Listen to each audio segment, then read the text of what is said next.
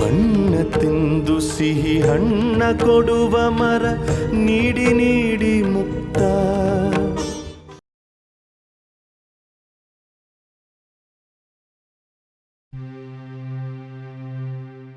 ಮಹೇಶ, ಜಗದೀಶ, ಬನ್ನಿ. ತಿಂಡಿ ತಿನ್ನಲ್ವಾ? ಬೇಡ ಚಿಕ್ಕಪ್ಪ. ಕೂತ್ಕೊಳ್ಳಿ. ಕೂತ್ಕೊಳ್ಳಿ.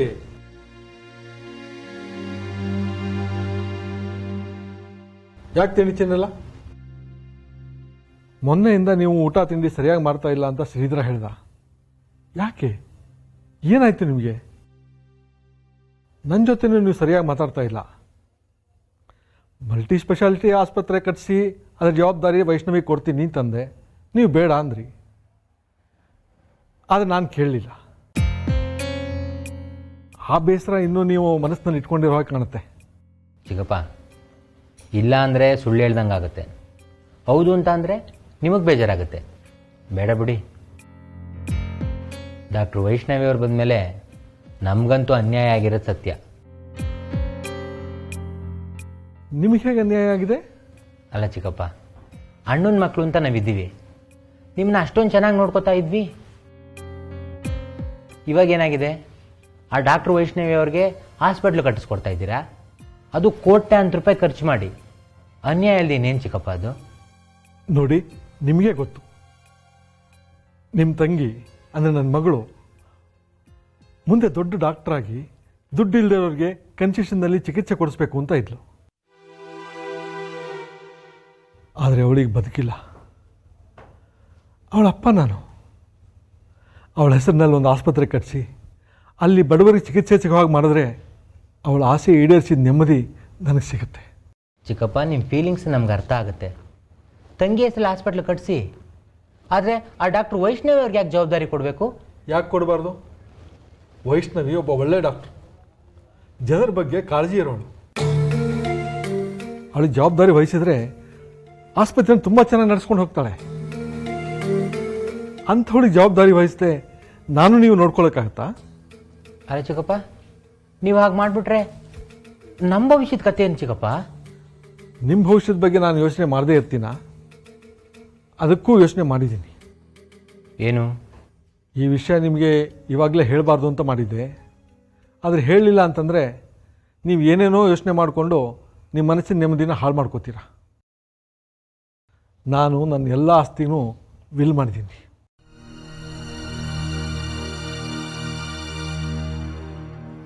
ವಿಲ್ಲ? ಹಾಂ, ಸೈಟು, ಈ ಮನೆ, ಊರಲ್ಲಿರೋ ಜಮೀನು, ಎಲ್ಲ ಆಸ್ತಿನೂ ನಿಮ್ಮ ಹೆಸರಿಗೆ ವಿಲ್ ಮಾಡಿದ್ದೀನಿ.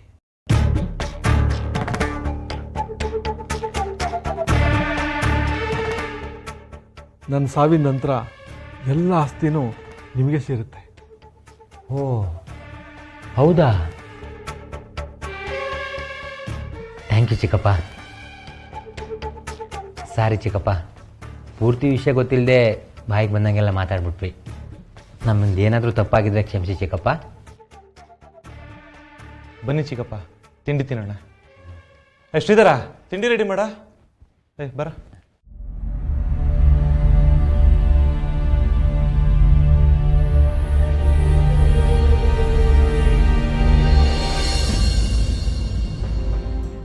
ರಾಜಾನಂದ ಸ್ವಾಮಿಯವರ ದೇಹದಲ್ಲಿ 2 ಗುಂಡು ಸಿಕ್ಕಿದೆ. ಈ ಪಿಸ್ತೂಲಿಂದ ಹಾರಿತು. ಆ ಪಿಸ್ತೂಲ್ 6 ಗುಂಡುಗಳಿರ್ತಕ್ಕಂಥ ಪಿಸ್ತೂಲ್. ಅದರಲ್ಲಿ 4 ಗುಂಡು ಮಿಕ್ಕಿತ್ತು ಪಿಸ್ತೂಲ್ನಲ್ಲಿ, ಫೋರೆನ್ಸಿಕ್ ಲ್ಯಾಬ್ ಹೇಳುತ್ತೆ. ಅಂದರೆ 2 ಗುಂಡು ರಾಜಾನಂದ ಸ್ವಾಮಿಯವರ ದೇಹವನ್ನು ಆ ಪಿಸ್ತೂಲಿಂದ ತೋರ್ಕೊಂಡು ಹೋಗಿದೆ. ಆದರೆ ಪೋಸ್ಟ್ ಮಾರ್ಟಮ್ ರಿಪೋರ್ಟ್, 1 ನಿಮಿಷ ತಾವು ನೋಡಬೇಕು ಇವರನ್ನು. ಪೋಸ್ಟ್ ಮಾರ್ಟಮ್ ರಿಪೋರ್ಟ್ನಲ್ಲಿ ರಾಜಾನಂದ ಸ್ವಾಮಿಯವರ ದೇಹನ 4 ಗುಂಡುಗಳು ತೂರಿಕೊಂಡು ಹೋಗಿದೆ ಅಂತ ಇದೆ.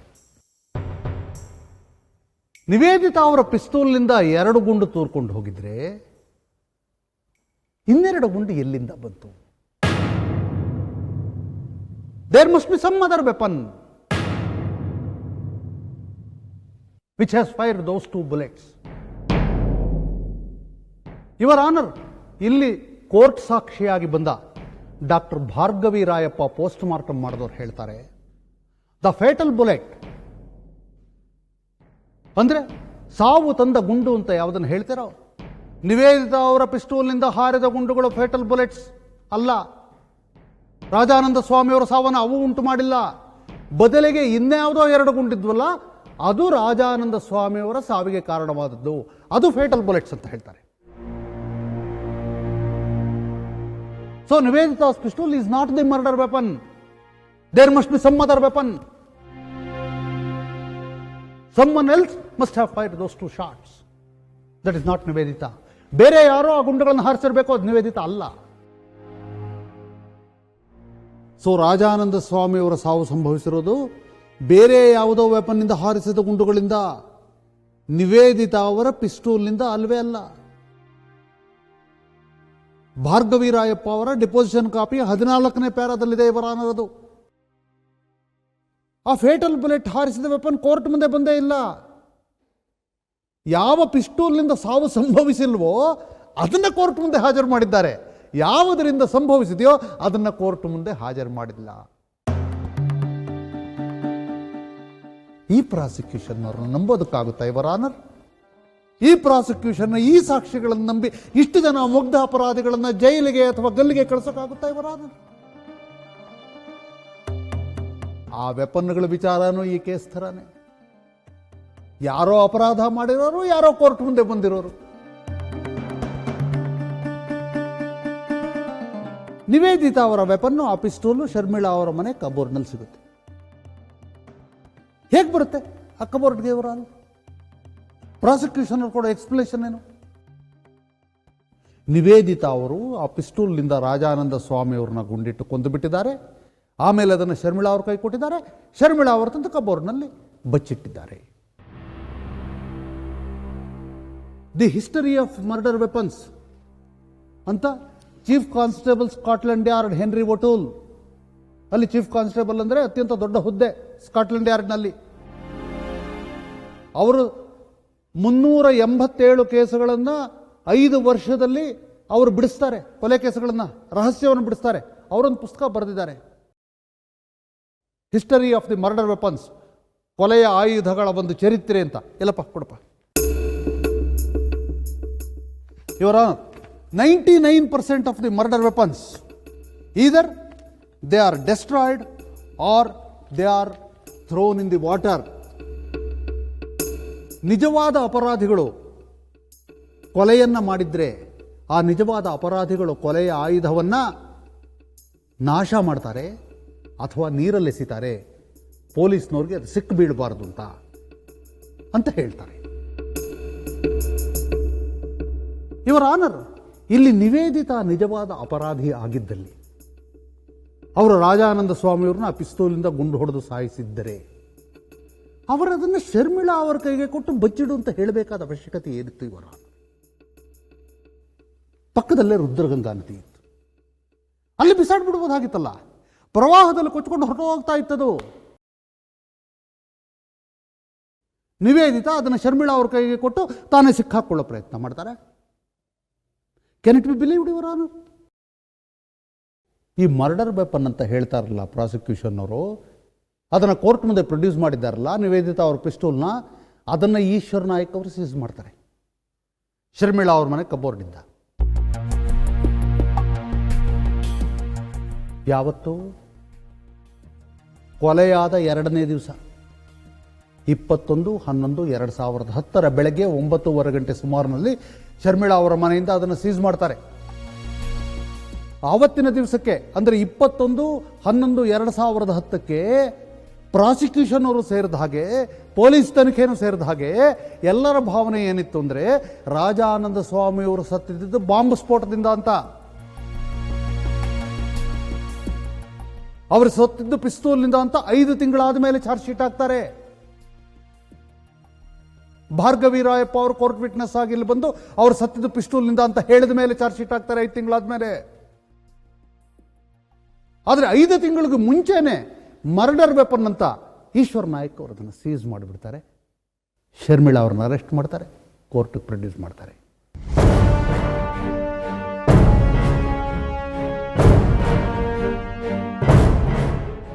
ಈಶ್ವರ ನಾಯಕ್ ಅವ್ರಿಗೆ 5 ತಿಂಗಳ ಮುಂಚೆ ಹೇಗೆ ಗೊತ್ತಿತ್ತು ಅದು ಮರ್ಡರ್ ವೆಪನ್ ಅಂತ? ಅದು ಮರ್ಡರ್ ವೆಪನ್ ಅಂತ ಆಗಿದ್ದು 5 ತಿಂಗಳಾದಮೇಲೆ, ಏಪ್ರಿಲ್ 4ನೇ ತಾರೀಕು 2011, 21/11/2010ಕ್ಕೆ ಅವರು ಮರ್ಡರ್ ವೆಪನ್ ಅಂತ ಅದನ್ನು ಸೀಸ್ ಮಾಡ್ತಾರೆ. ಹೇಗೆ ಸಾಧ್ಯ ಇವರ ಆನರ್? ಅವತ್ತು ಹುಡ್ಕೊಂಡು ಹೋಗಿದ್ರೆ ಬಾಂಬ್ ಹುಡ್ಕೊಂಡು ಹೋಗೋದಾಗಿತ್ತು, ಬಾಂಬ್ನ ಪಳೆಯುಳಿಕೆಗಳನ್ನು ಹುಡ್ಕೊಂಡು ಹೋಗ್ಬೋದಾಗಿತ್ತು, ಅದಕ್ಕೆ ಸಂಬಂಧಪಟ್ಟ ಎವಿಡೆನ್ಸ್ಗಳನ್ನ ಹುಡ್ಕೊಂಡು ಹೋಗ್ಬೋದಾಗಿತ್ತು. But he goes in search of a pistol.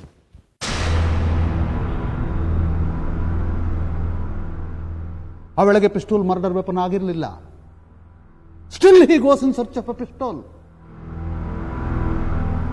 ಅಂದರೆ ಈಶ್ವರ ನಾಯಕ್ ಅವರು ಹಿ ನ್ಯೂ, ಅವ್ರಿಗೆ ಗೊತ್ತಿತ್ತು ಮರ್ಡರ್ ಆಗಿರೋದು ಪಿಸ್ಟೂಲ್ನಿಂದ ಅಂತ. ಅವ್ರಿಗೆ ಹೇಗೆ ಗೊತ್ತಿರುತ್ತೆ? ಅವರು ಕೊಲೆಯಲ್ಲಿ ಭಾಗಿಯಾಗಿದ್ದರೆ ಮಾತ್ರ ಅವ್ರಿಗೆ ಗೊತ್ತಿರೋದಕ್ಕೆ ಸಾಧ್ಯ.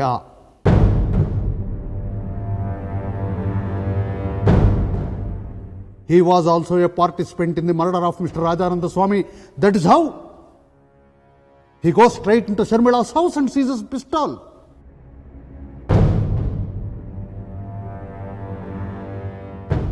Your Honor, ಇಡೀ ಪ್ರಕರಣದಲ್ಲಿ ಅತ್ಯಂತ ವಿಚಿತ್ರವಾಗಿರೋದು ಅಂದರೆ 2 ಚಾರ್ಜ್ ಶೀಟ್ ಬಂದಿರೋದು. ಮೊದಲನೇ ಚಾರ್ಜ್ ಶೀಟಲ್ಲಿ ರಾಜಾನಂದ ಸ್ವಾಮಿಯವರು ಬಾಂಬ್ ಸ್ಫೋಟದಿಂದ ಸುಟ್ಟ ಗಾಯಗಳಿಂದ ಸತ್ತರು ಅಂತ ಹೇಳಿಬಿಟ್ಟು ಮೊದಲನೇ ಚಾರ್ಜ್ ಶೀಟಲ್ಲಿರುತ್ತೆ. ಅದಾದ ಮೇಲೆ ಕೋರ್ಟ್ ವಿಟ್ನೆಸ್ ಆಗಿ post mortem doctor Bhargavi Rayappa ಅವರು ಬಂದು ಇಲ್ಲಿ ರಾಜಾನಂದ ಸ್ವಾಮಿಯವರು ಸುಟ್ಟ ಗಾಯಗಳಿಂದ ಸತ್ತಿಲ್ಲ, ಬದಲಾಗಿ ಫೈರ್ ಆರ್ಮ್ನ ವೆಪನ್ನ ಬುಲೆಟ್ಗಳಿಂದ ಸತ್ತಿದ್ದಾರೆ ಅಂತ ಹೇಳಿಬಿಟ್ಟು ಒಪಿನಿಯನ್ ಕೊಟ್ಟುಬಿಟ್ಟ ತಕ್ಷಣ ರಾಜಾನಂದ ಸ್ವಾಮಿಯವರು ಸತ್ತಿರೋದು ಪಿಸ್ತೂಲ್ನಿಂದ ಅಂತ ಅಡಿಷನಲ್ ಚಾರ್ಜ್ ಶೀಟ್ ಹಾಕ್ಬಿಡ್ತಾರೆ, ಚಾರ್ಜ್ ಶೀಟ್ ಬದಲಾಯಿಸ್ಬಿಡ್ತಾರೆ. ಅಂದ್ರೆ what is the efficiency of this investigating officers your honour? ಈ ಇನ್ವೆಸ್ಟಿಗೇಟಿಂಗ್ ಆಫೀಸರ್ಗಳ ತಪ್ಪು ತನಿಖೆಯನ್ನು ನಂಬಿ ಮುಗ್ಧ ಅಪರಾಧಿಗಳನ್ನು ಗಲ್ಲಿಗೆ ಅಥವಾ ಜೀವಾವಧಿ ಶಿಕ್ಷೆಗೆ ಕಳಿಸೋಕ್ಕಾಗುತ್ತಾ ಯುವರ್ ಆನರ್?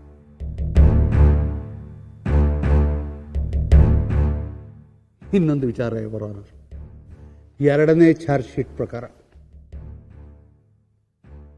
ರಾಜಾನಂದ ಸ್ವಾಮಿಯವರು ಮತ್ತು ನಿವೇದಿತಾ ಅವರು ಕೂತಿದ್ದ ಕಾರ್ನಲ್ಲಿದ್ದ ಬಾಂಬ್ ಸ್ಫೋಟ ಆಯಿತು. ಅದಕ್ಕೆ ಮುಂಚೆ ರಾಜಾನಂದ ಸ್ವಾಮಿಯವರಿಗೆ ಹೆದರಿಕೆ ಬಂದುಬಿಡ್ತು. ಅವರು ಇಳಿದ ಕಾರಿಂದ ಇನ್ನೊಂದು ಮೂಲೆಗೆ ಓಡಿ ಹೋದರು ಐಬಿ ಆವರಣದಲ್ಲಿ. ನಿವೇದಿತಾ ಅವರು ಅವರನ್ನು ಅಟ್ಟಿಸಿಕೊಂಡು ಹೋಗಿ ಅವರನ್ನು ಹಿಂದಿನಿಂದ ಪಿಸ್ತೂಲ್ನಿಂದ ಗುಂಡು ಹೊಡೆದು ಕೊಂದು ಬಿಟ್ಟರು ಅಂತ ಹೇಳ್ತಾರೆ. ಅಗ್ರೀಡ್. ರಾಜಾನಂದ ಸ್ವಾಮಿಯವರ ಹೆಣ ಏನಾಯಿತು? ರಾಜಾನಂದ ಸ್ವಾಮಿಯವರ ಹೆಣ 2ನೇ ದಿವಸ ಬೆಳಗಿನ ಜಾವ ರುದ್ರಗಂಗಾ ನದಿಯಲ್ಲಿ ಸಿಗುತ್ತೆ. ಅವರು ಪಿಸ್ತೂಲಿಂದ ನಿವೇದಿತಾ ಅವ್ರು ಹೊಡೆದ್ರು ಅಂತ ಹೇಳ್ತಾರಲ್ಲ, ಆ ಜಾಗಕ್ಕೂ ರುದ್ರಗಂಗಾ ನದಿಗೂ ಅರ್ಧ ಫರ್ಲಾಂಗ್ಗಿಂತ ದೂರ ಇದೆ. ಹೆಣಾನ ಯಾರು ತಗೊಂಡು ಹೋದ್ರು ಅಲ್ಲಿ ಹಾಕೋದಕ್ಕೆ? ಇವರು ಪಿಸ್ತೂಲಿಂದ ಹೊಡೆದ ರಭಸಕ್ಕೆ ಅದಾಗದೆ ಹಾರು ಹೋಗಲ್ಲಿ ಬಿದ್ದು ಬಿಡ್ತಾ. ನಿವೇದಿತಾ ತಗೊಂಡು ಹೋಗಿ ಅಲ್ಲಿ ಹಾಕಿದ್ರು ಅಂತ ಹೇಳಿ ಪ್ರಾಸಿಕ್ಯೂಟರ್ ಅವರು ಹೇಳ್ತಾರೆ. ಯುವರ್ ಆನರ್, ನಿವೇದಿತಾ ಅವರಲ್ಲಿ ನಿಂತಿದ್ದಾರೆ ತಾವು ನೋಡಬಹುದು. ನಿವೇದಿತಾ ಅವರಿರೋದು 4 ಅಡಿ, ರಾಜಾನಂದ ಸ್ವಾಮಿಯವರಿದ್ದು 6.5 ಅಡಿ. Nivedita ಅವರಿರೋದು 50 kg, Rajananda ಸ್ವಾಮಿಯವರಿದ್ದು 150 kg. ಇವರು ಅವರನ್ನು ಹೊತ್ಕೊಂಡು ಹೋಗಿ ನದಿಗೆ ಹಾಕಿದ್ರೆ ಅದನ್ನು ನಂಬಕ್ಕಾಗುತ್ತಾ? ಆಯಿತು, ಹೆಣಾನ ಎಳ್ಕೊಂಡು ಹೋದ್ರು ಅಂತ ಇಟ್ಕೊಳ್ಳೋಣ. ಎಳ್ಕೊಂಡು ಹೋಗಿ ನದಿಗೆ ಹಾಕಿದ್ರು. ಕನಿಷ್ಠ ಪಕ್ಷ 3/4 ಗಂಟೆ ಆಗುತ್ತೆ ಅವ್ರನ್ನ ಅಲ್ಲಿಂದ ಎಳ್ಕೊಂಡು ಹೋಗೋದಕ್ಕೆ ಆ ಹೆಣಾನ. ಆದರೆ PW36 IB ಗೇಟ್ನಲ್ಲಿ ಕಾವಲಿದ್ನಲ್ಲ ಪೊಲೀಸ್ ಕಾನ್ಸ್ಟೇಬಲ್ ದೇವೇಂದ್ರಪ್ಪ, ಆತ ಇಲ್ಲಿ PW36 ಆಗಿ ಬಂದು ಸಾಕ್ಷಿ ಹೇಳ್ತಾನೆ. ಬಾಂಬ್ ಸ್ಫೋಟವಾಗುವುದಕ್ಕೆ 2 ನಿಮಿಷ ಮುಂಚೆ ಅವಸರವಾಗಿ ಬಂದು ನಿವೇದಿತಾ ಅವರ ಕಾರಲ್ಲಿ ಕೂತ್ಕೊಂಡು ಹೊರಟೋದ್ರು ಅಂತ. ಅವರು ಹಾಗೆ ಹೊರಟು ಹೋಗಿದ್ರೆ ದೇಹನ ನದಿಗೆ ಹಾಕಿದ್ಯಾರು?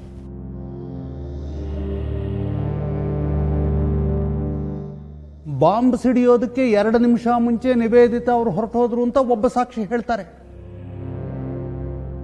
ಬಾಂಬ್ ಸಿಡಿದಾದ ಮೇಲೆ ಕೆಲವು ನಿಮಿಷಗಳಾದ ಮೇಲೆ ರಾಜಾನಂದ ಸ್ವಾಮಿಯವ್ರನ್ನ ನಿವೇದಿತಾ ಅವರು ಗುಂಡಿಟ್ಟು ಕೊಂದ್ರು ಅಂತ ಚಡಾನಿ ಇವರು ಚಾರ್ಜ್ ಶೀಟ್ ಹಾಕ್ತಾರೆ.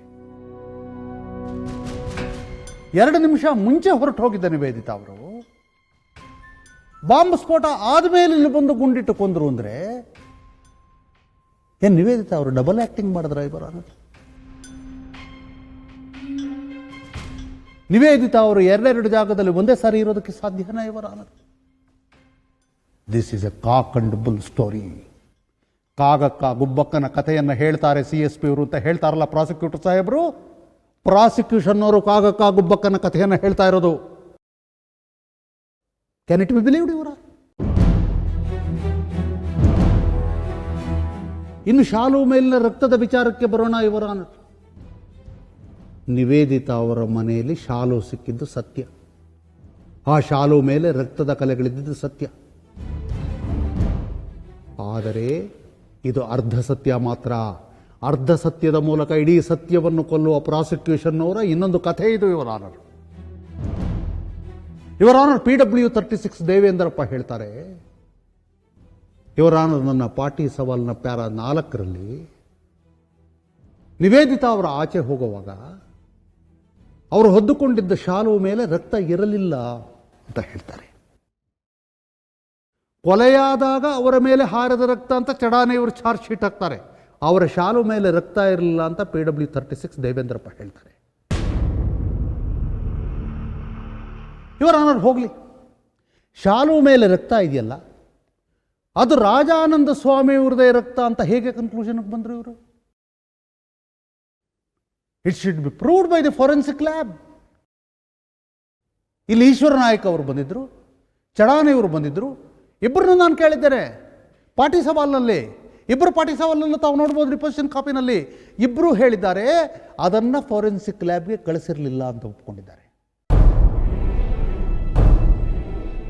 ಫಾರೆನ್ಸಿಕ್ ಲ್ಯಾಬ್ಗೆ ಅದನ್ನು ಕಳಿಸಿಲ್ಲದೆ ಇದ್ಮೇಲೆ ಆ ಶಾಲುನ ಅದರ ಮೇಲಿದ್ದ ರಕ್ತ ರಾಜಾನಂದ ಸ್ವಾಮಿಯವ್ರ ರಕ್ತ ಅಂತ ಹೇಗೆ ಹೇಳ್ತಾರೆ ಚಡಾನೆಯವರು? ಚಡಾನೆಯವ್ರಿಗೇನು ಬರಿಗಣ್ಣಿಂದ ಪಾರಮಾರ್ಥಿಕ ಸತ್ಯ ಅವರ 3ನೇ ಕಣ್ಣು ಕಾಣಿಸ್ಬಿಡ್ತಾ? How did you come to that conclusion your honour? ಅಂದ್ರೆ they have made a bald allegation. ಒಂದು ಸುಳ್ಳನ್ನು ಹೇಳಿದ್ದಾರೆ ಚಾರ್ಜ್ ಶೀಟ್ ಅಲ್ಲಿ. ರಾಜಾನಂದ ಸ್ವಾಮಿಯವರ ರಕ್ತ ಅದು ಶಾಲು ಮೇಲಿರೋದು, ಆದ್ದರಿಂದ ನಿವೇದಿತಾ ಅವರು ಆ ಮರ್ಡರ್ ಮಾಡಿದ್ದಾರೆ ಅಂತ. When it has not been sent to forensic lab, Nivedita ಅವ್ರಿಗೂ ಆ ರಕ್ತಕ್ಕೂ ಸಂಬಂಧ ಇಲ್ಲ. ಆ ರಕ್ತಕ್ಕೂ ರಾಜಾನಂದ ಸ್ವಾಮಿಯವರ ರಕ್ತಕ್ಕೂ ಸಂಬಂಧ ಇಲ್ಲ. ಆ ರಕ್ತಕ್ಕೂ ರಾಜಾನಂದ ಸ್ವಾಮಿಯವರ ಕೊಲೆಗೂ ಸಂಬಂಧ ಇಲ್ಲ ಇವರ honour.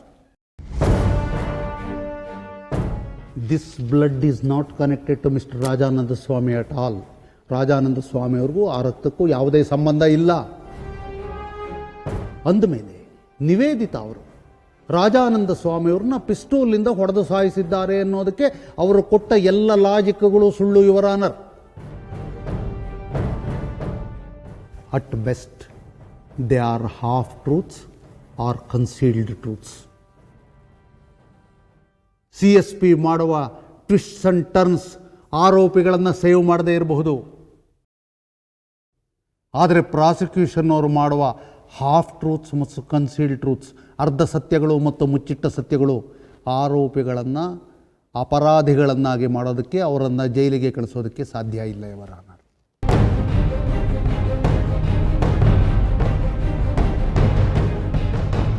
Lies you can justify, half truths you cannot.